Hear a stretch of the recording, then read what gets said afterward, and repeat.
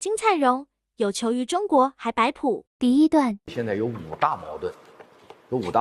第一大矛盾呢，就是我们现在是老大老二关系，国际关系里面的老大老二关系。而在国际关系里面呢，老大老二的矛盾是很难处的，绝大多数最后的结局是必有一战。然后在西方学术史上最早指出就是两个国家如果是老大老二必有一战最早指出这个问题的是希腊后期的一个历史学家叫修昔底德，他写了一本书叫《伯罗奔尼撒战争史》，专门分析、专门记载希腊城邦里面两大城邦斯巴达和雅典为什么会打内战，专门分析这个。这个书叫《伯罗奔尼撒战争史》，分析的主题就是斯巴达老霸主、雅典新霸主为什么会打仗，为什么自己把希腊文明给摧毁了。最后的结论是很悲观的，结论就是在国际关系里面，老大老二必有一战。后来西方历史就不断重复这个悲剧，然后学界呢就把国际关系老大老二矛盾叫做修昔底德陷阱。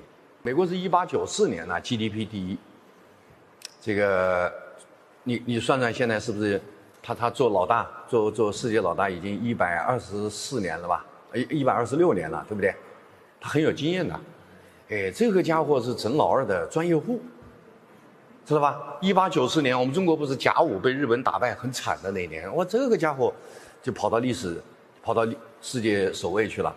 然后他做了世界老大以后，马上第2年就整他刚刚超过的老二，是谁呢？是英国。而从历史角度看，美国是不是从英国独立的？然后完全继承了英国的价值观和法律体系。从血缘上讲，英国是他爹是亲爹这个家伙亲爹都整了，六亲不认很厉害的，知道吧？好，整完英国，就整德国，然后整苏联，整日本，还整了欧盟。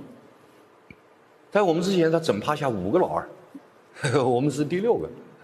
第二段 Very concerned lately about China. They're in Africa. They're lending money to countries to build ports and different infrastructure. To build what? Port harbors. And what's wrong with that? And well, because countries that need ports get ports. But they're making people dependent on. I mean, I know it's the same thing that we've done, which is no, it's horrible not. Around the world. They are far more humanistic than the United States ever was. Really? Okay. Absolutely. Great. So. Let me give you an example. Of course, they are peddling for influence. Yeah. Yeah. But they are non-interventionist. Absolutely non-interventionist in a way that Europeans, the West, has never managed to fathom. The Chinese never asked Apple to go to Shenzhen and produce all the iPhones. It was Steve Jobs that decided that. Yeah? Mm-hmm. It was not China that went to Washington, D.C. and demanded that they buy a third of your national debt. If they hadn't bought it, you would be in serious trouble. Mm-hmm. When it comes to the influence of China outside its borders, it's quite remarkable that they don't seem to have any military ambitions.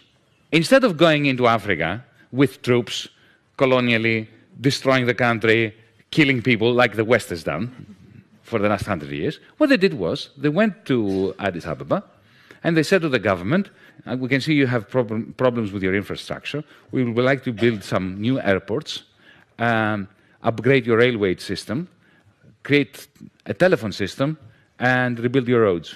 And we'll do this all for free. No strings attached. We don't want anything from you. 第三段 projects and digital currencies being developed elsewhere, such as the case of Libra.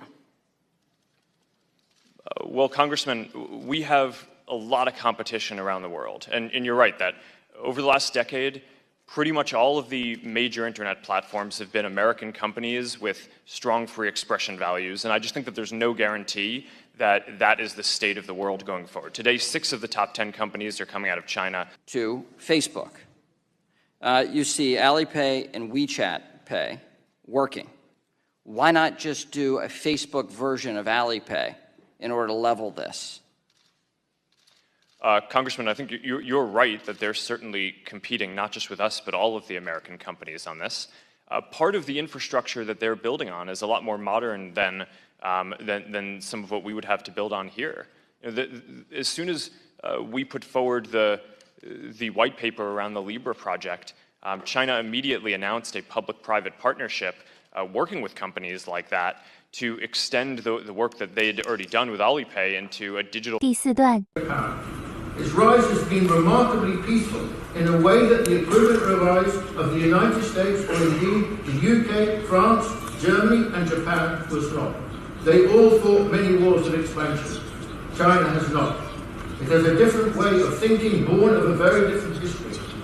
China will find the way to resist America's attempts to weaken and isolate it. We can be sure of that.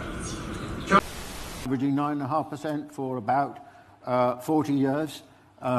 China growing with extraordinary speed, closing the gap to the United States, 2005 and then 2011. And then in 2014, according to the International Comparison Program of the World Bank, according to GDP measured by purchasing power parity, China actually overtook, by this measure, the United States to become the largest economy in the world.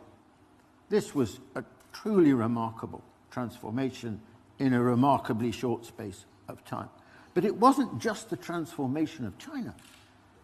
It was also the transformation, or the beginning of the transformation, of the world. Until very recently, the vast majority of the world that live in the developing countries were very dependent on the West for any aid. 第5段 For working people, for children, for families, for parents, for education, for healthcare, that all of a sudden we can't pay for any of these things. But when it comes to tax subsidies for private jets, we've got the money for that.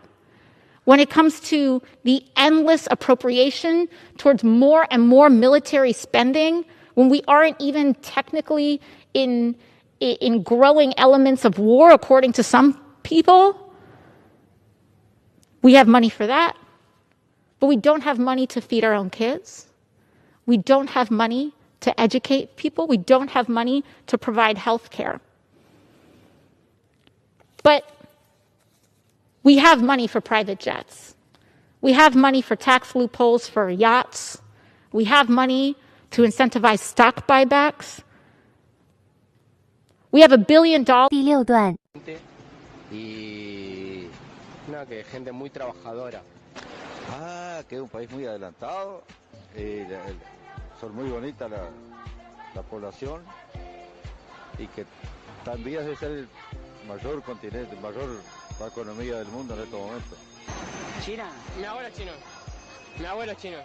Sí. Y uno de los países más poderosos del planeta en cuanto a tecnología. Bueno, me parece un país muy amplio, me gusta mucho la gente y me gustaría conocer. Donde hay mucha tecnología, mucha población. Que nos superan en tecnología todos los otros países y todo eso.